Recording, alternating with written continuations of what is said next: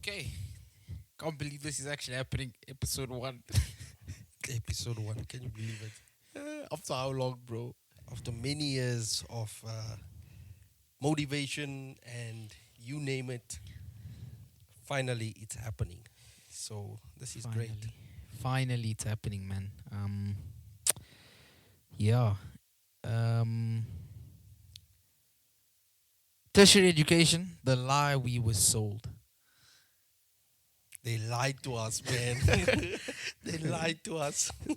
But who's they? We can't just say they lied to us, but we didn't even define who they are. So welcome everybody. Welcome to the I haven't forgot the podcast name. It's episode one. I don't know. They're very unprofessional. Let me I think that's the whole idea. It's about being free. It's young people having a conversation, right? yeah, you have to hold the mic a bit closer because I can't see yours Yeah. input. There we go, that's exactly. better.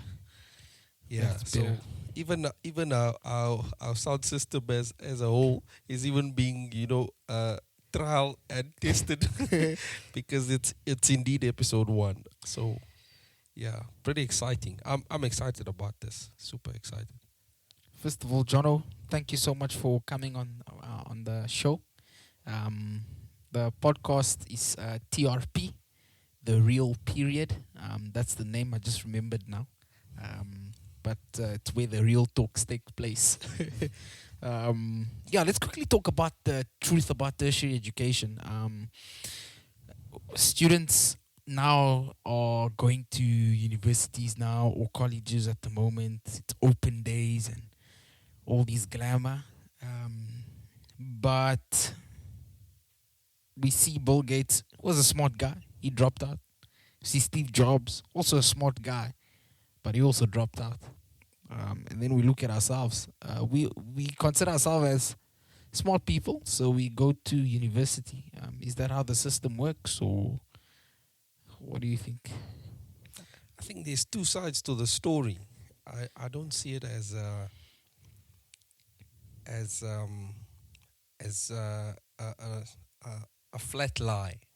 No, I don't see it as a flat lie. There's two sides to the story. So the one side is that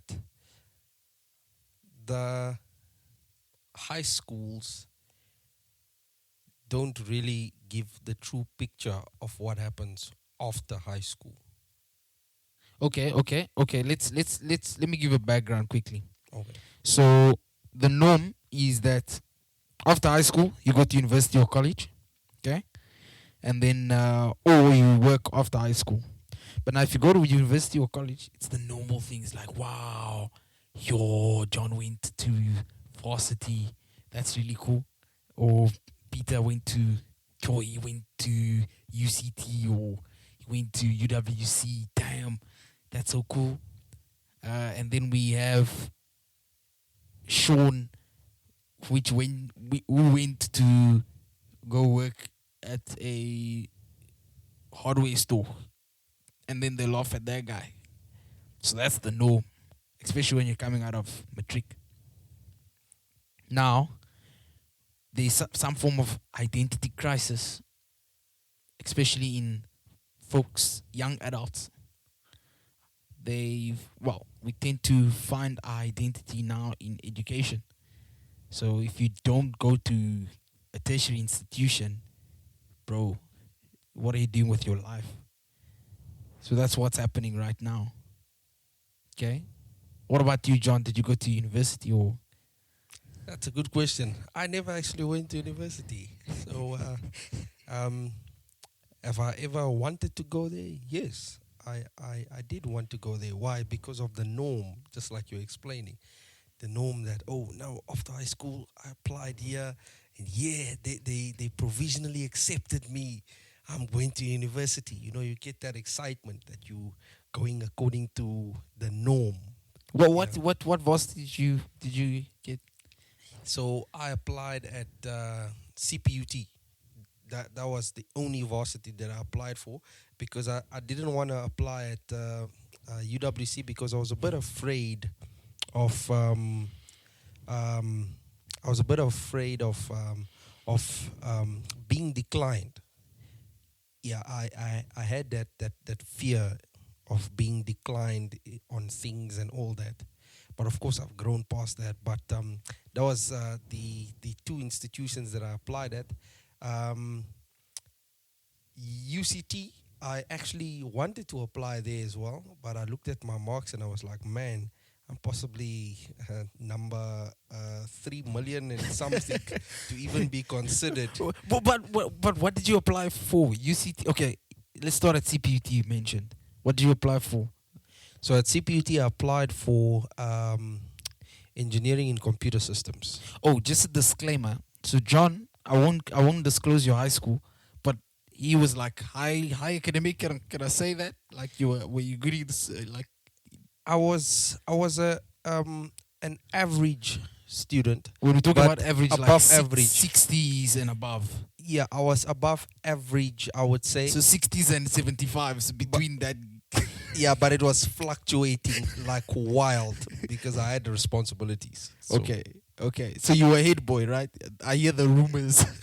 no, I was not. Okay, fair enough. Yeah, but we don't disclose those details.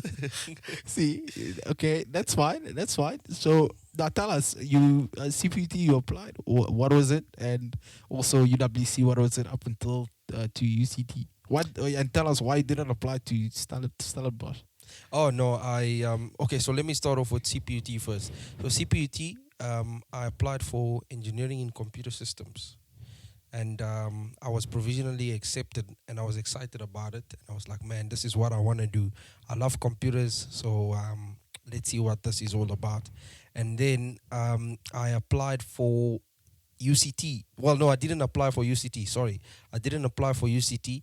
I researched on the application process, and I heard that they do. I think it's called NBT exams or something like that. Yeah, the benchmark. Benchmark. I hate exam. that. I hate that test, bro. I hate that. And they were going to do a maths and English one. Oh, So I was okay. like, man, I don't want to go there, sit, waste my time really, and still not even get in. So let me just rather scrap that. Yo, bro, So I imagine, scrapped it. imagine writing in BTA. You failed that test even though you like so good in like normal high school classes and stuff. That's just so bad. That's messed up. But it's systems that they've set up to filter the students even more. So yeah, so then I scrapped UCT, UWC. I also scrapped it because I had this idea that UWC is in quotations a colored university. That was the whole I wonder why people idea. have such UWC is a fantastic university. I think it's a phenomenal university. I think it surpasses other institutions. It's just very, very good. Let us know in the comments if you agree. What institution stands out for you? It can be a college. It can be a university. It's just has to be a tertiary institution. Tell us more, John. So the next one was Stellenbosch. Hey, Marty's was a different story. Well, not different. It's actually quite similar to the whole idea of UWC. So the story with Stellenbosch was that there's this idea of Stellenbosch being an Afrikaans university. So Damn. it's mainly Afrikaans students that attend that varsity. When I say Afrikaans, I actually mean as in the white people. It's a white people university. That's Sure. basically what it is. So on our podcast, we try to keep the conversation very, very real. It's not that we are. Yeah, thanks, John. Thanks for sharing. Thanks for sharing. Yeah. Well, yeah. So that's the story. Stullies, it was like that, and yeah. And at a later stage, afterwards, So wait. So what about CPUT? What do people see CPUT as? well, CPUT. they took it as an African university. Why was it called an African university? It's because there was a lot of African people that go there, and mostly average students that Sure. get into CPUT. If you, That's why they rank it that. if you're from CPUT and you're tuning in, let us know if you agree with John. Because hey, I don't know, eh? I'm not too sure. Okay, cool. That's really cool. Let me let me ask you a question quickly, John. Um, so you say that I'm just gonna fast forward a bit. So went to you applied, but you were provisionally accepted, and I suppose it was unsuccessful. Yeah, it was unsuccessful because my final exam marks, my matric marks were not as high as they were expecting it to be. So my June marks were like fantastic. Well, when I say fantastic, I would say above average. And then my matric marks were just, yeah, Horrible. it was horrible. Not It was not not what, giving. yeah, it was not giving, not what they were looking for. And yeah, and I didn't make it. Yeah. I wanna quickly jump into your mind. It's a very weird statement to make, but why did you want to go to varsity? Why should a person go? Because the norm, society's norm, is that you go to varsity, and that's your only key to become successful. Which I figured that's very wrong. That's not true. You don't have to go to varsity to become successful. Are you successful? I would say at my age, yes, I've succeeded in many things. If I define my success in my own terms, I have succeeded in many things that I wanted to achieve. Are you saying that success is a personal definition? So it's not technically what the education system or society defines success as. That's right. That's right. It's not what somebody else defines success for you. It's what you define success as. Hmm. Do you Yeah. drive a Lamborghini? No, I don't drive a Lamborghini, and I don't need to drive a Lamborghini. Ah, That's not success for me. what do you drive? That's a good question. Just the brand. I don't want to know the type of car. I Well- just want to know the brand. Like, well- is it a BM? Is it a Mercedes Benz? Well, I won't even say the brand actually. I would just say I drive an Italian car. So let your mind go wild. Like if you think it's a Ferrari, that's your own story. But I drive an Italian car. You know what, guys? Let us know in the comments. Is it what do you guys say? I don't know. I'm not too sure, and it seems like John doesn't want to disclose it. So let us know.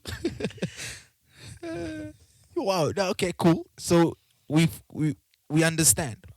We understand that success is a personal thing, and it's defined by the individual himself. So, looking back in high school, a paper published by I think it was Kaburese, I think this researcher, and they concluded that most of the students that are being granted academic access to a tertiary institution, it's like, let me rephrase it. Let me put it this way. Um, they examined why increased access hasn't translated into academic success. So, in other words, they look at, universities nowadays, they're taking in a lot of grade 12s. Okay, the pass rate nowadays, I think, what is it? 10%. I think if you have 10%. That's now giving the education system a drop to the rock bottom. No, it's not actually 10%. I think, well, back then, I've not been in school for the past 9 years, 10 years. Back then, Um, the pass rate was 30%. So it's probably 15% now. No, we can't say that. We don't actually know. What does the education department say themselves? I actually don't know. I'm not too sure. But it's quite interesting to see that this study examines why increased access to tertiary institution hasn't translated into academic success. So, like, it adds factors include under underprepared students, low retention rates, and high unemployment among graduates. We see this happening. Students graduate today. Yay! I graduate. Post pictures everywhere. LinkedIn, Instagram, Facebook, even WhatsApp. And 6 months down the line, what happened? Still unemployed. I thought we invest over 100,000 rand in education for that employment, isn't it? What do you think? I think we go. Well, I'm saying we like. Well, I would go to university to get employment, isn't it? Well, there's multiple sides to the story on that. Some go to university with a mindset of number one, finding a husband. Okay, now we don't talk about those. I think. Well, there's nothing wrong with that. I think that's totally fine. The moral of the story is that they are in. Yep. Yeah, definitely.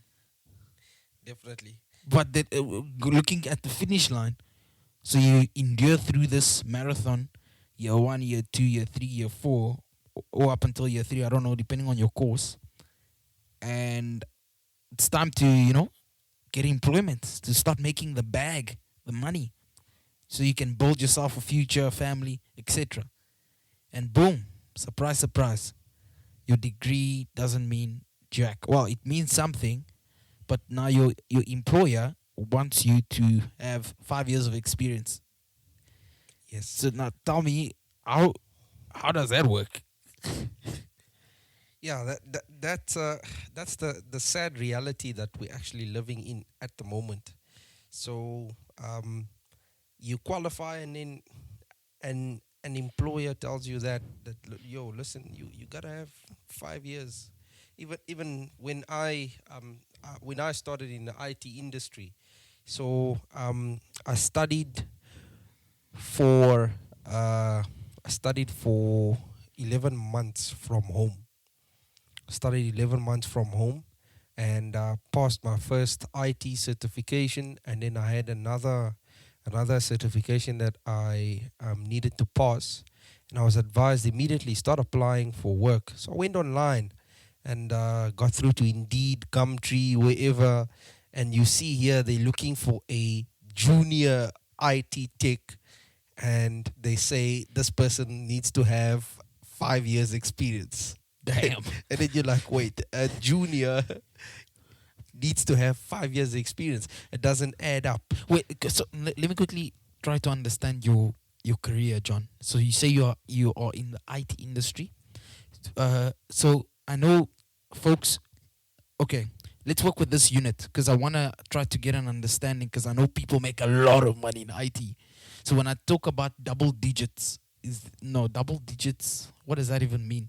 You make 10 rand up until 99 rand. Nah, that's so triple digits is in hundreds, quadruple digits is in thousands. I don't know what's five. Cinco digits. I don't know. 5 digits, 6 digits. What? How many digits do you make? You didn't go to university, so you did courses online. I make 5 digits. From courses online. Yeah, from certifications. Damn. Okay. That's cool. Yeah, I make 5 digits from certifications. And it's not something to be proud of. I don't define that as my success. No. My success is knowledge. But that's what the university offers. They offer knowledge. Yeah, that's right. They offer knowledge with a price tag that's out of this world. Yeah. So 5 digits. That's basically it. I can say on that. Let me quote something Elon Musk said. Elon Musk, Max, Elon Musk, Musk, Elon Musk said, "Teach to the problem, not teach to the tools." This is one thing he said in an interview when he was asked about the education system. So he said that the education system teach to the tools, while his school, I think it is called Ad Astra. I think it means to the stars. Ad Astra. So he's claiming that tertiary institutions or schools shouldn't teach tools, like to the tools. For example, like a hammer, a screwdriver. So the institutions teach you the screwdriver, the hammer, and then they expect you to apply these tools in the real world to fix the problems, correct? That's correct. So he's saying let's reverse that approach or that system in a sense of teach the problems and then apply the tools in the wow. For example, looking at an engine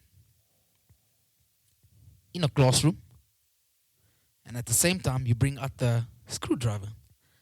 And while the problem is there, this is how an engine works. This is how I can use a screwdriver on the engine. I don't think you can, but like it's just an example. But well, I'm not an engineer, so I don't know. So it's that's the concept that he's trying to make. And he's right.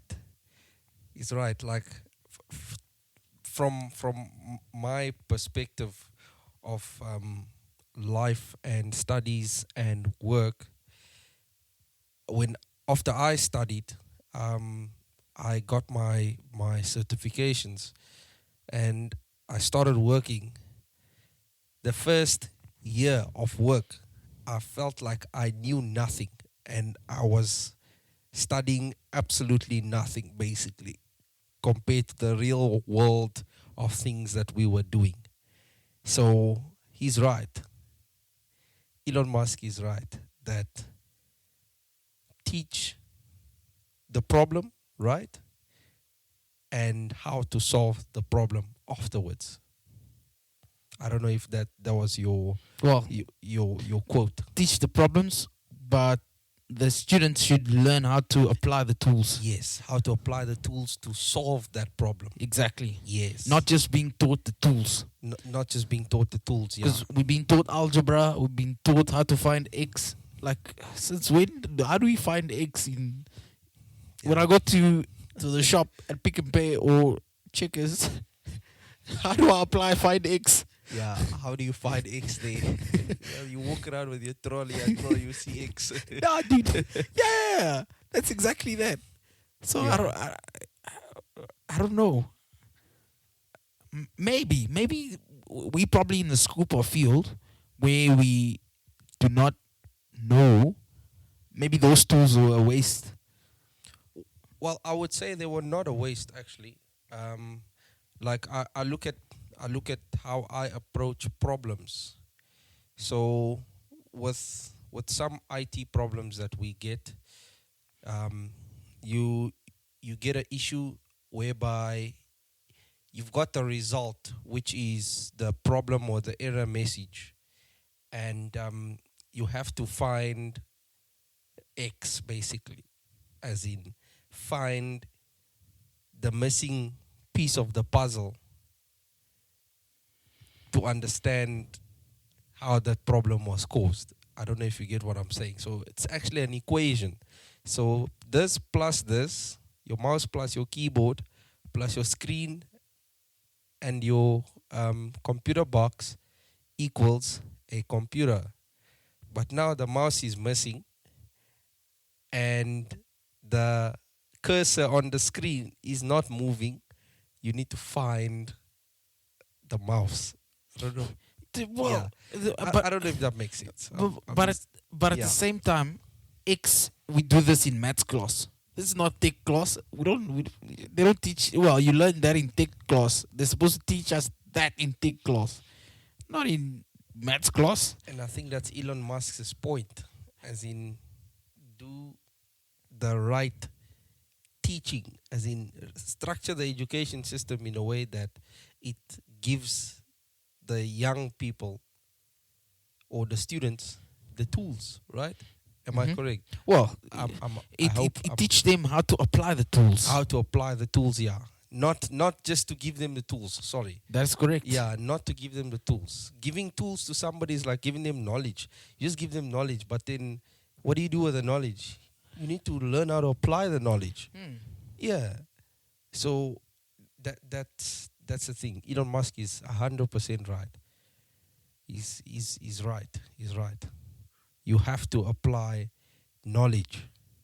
You can't just be learning something and you don't even know where you're going to use what you're learning. So what are you doing? You're basically wasting your time. Yeah, I think continuing into the future, the world is drastically changing. The education system was definitely effective, I think, back in the day. Maybe till now. For certain courses, of course. You say effective. Yes. Oh yeah. No, I agree. You get courses like your footing and turning. Yeah, those are practical. Practical stuff. Yeah, those are Like good. Northlink has something to do with engineering, mechanics, something like that. But why Yeah. are people looking down on these institutions? That's the problem. Society gives this whole norm that no, you gotta go to university, graduate, and wear those Your varsity gown. gowns Yeah. and what. I hate those things, by the way. I just think they just sorry to my graduates there. I do apologize. I'm not a graduate, so I just don't I don't appreciate what's the correct word, belittling other institutions because they don't offer degrees and things like that. So yeah, everyone is different. That's why at the beginning we said that each one's success is defined by themselves. So if your success is getting that degree and wearing that gown and whatever, that's your success. But in the real world, that gown, that degree does not guarantee you food on the table. That's reality. And I hope it hits you hard so that you can understand. It's not about the degree and the gown. It's about you being valuable to society. As in, you can sell something. You've got a skill. You can do something. Not, I know something. You know it, but you can't do it. So who are you? Sure. Well, you've mentioned something quite very very cool, John.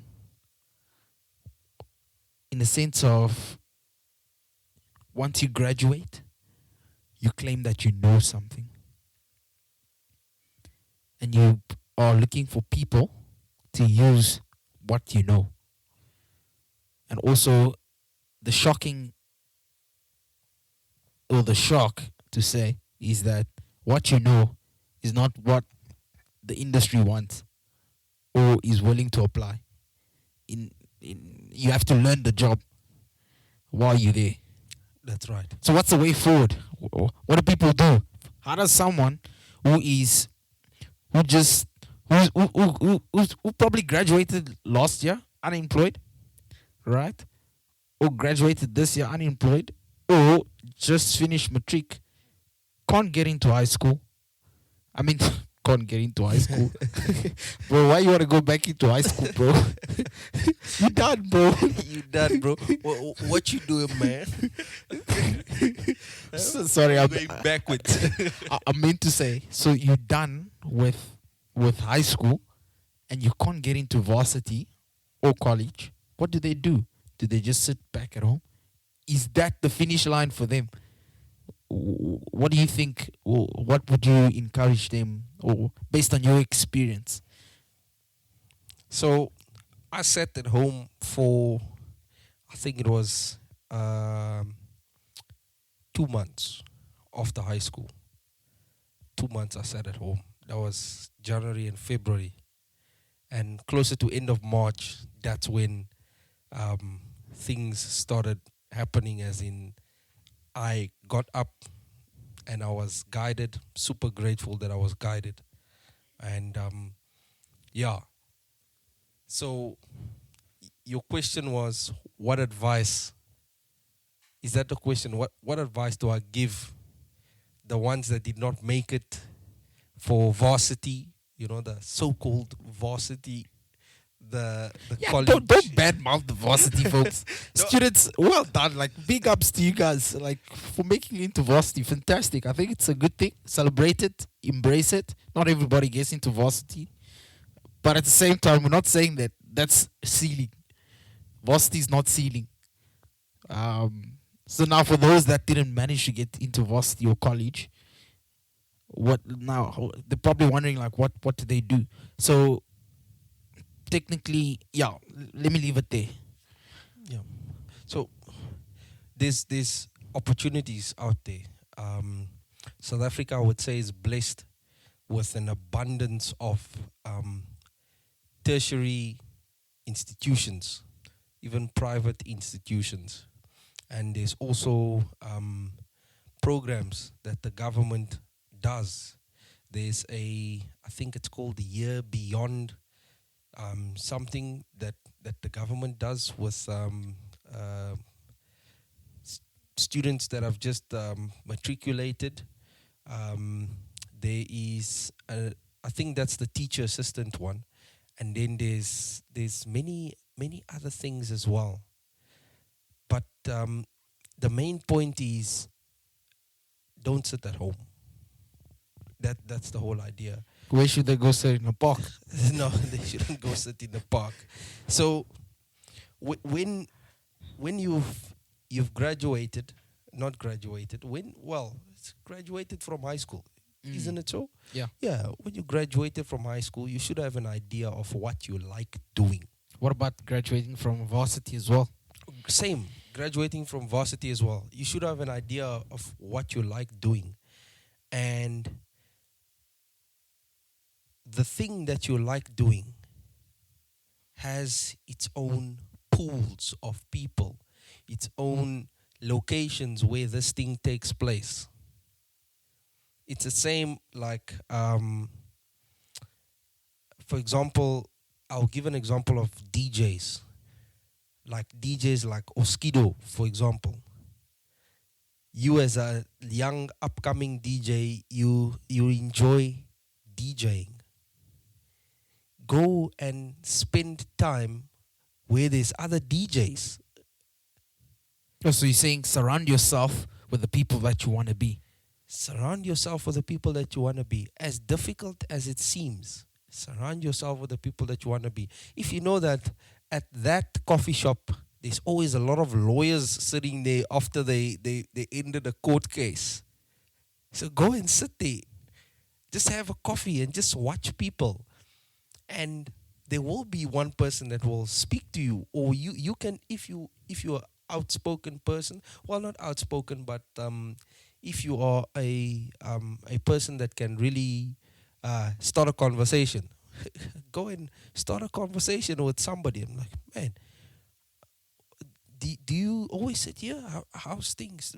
It's actually my first time here. Even though it's not your first time there, you sit there every day. you just say, no, it's actually my first time here. This is a very nice area. What do you do? Do you work at the courthouse just here behind? And the person will be like, yeah, no. And how was things today? How was the cases? Oh no, my client this, my client that. And then you start a conversation with somebody in the field that you want to be in. And you ask them about their story, like how did you get here? And of course, some people will give you a red flag, as in, man, I don't want to talk about my personal life, or I don't want to talk about what happened in the court. That's perfectly fine. You move on and you try again the next day. It's gonna take time and effort, but you will get there. That's how it is. You can't sit at home, can't sit on the couch and expect things to happen.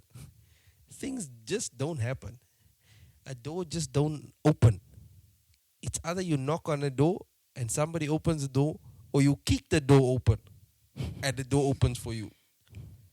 So that's basically how it is. Yeah, I would just pray that the owners of the house don't call the police on you. Because kicking a door. Well, I don't literally mean kicking the door, but you get the idea. As in, you are the one in need. Don't be like the one that's providing. As in, I don't want to give. I don't want to give. No. You're the one in need. So you go. Ask questions. People that are curious and people that ask a lot of questions, those people, they move and they grow, and you see that they connect well because they ask questions, and they know how to direct conversations, especially relationships. Relationship starts from conversations, and conversations is part of communication, which builds a relationship and keeps it strong.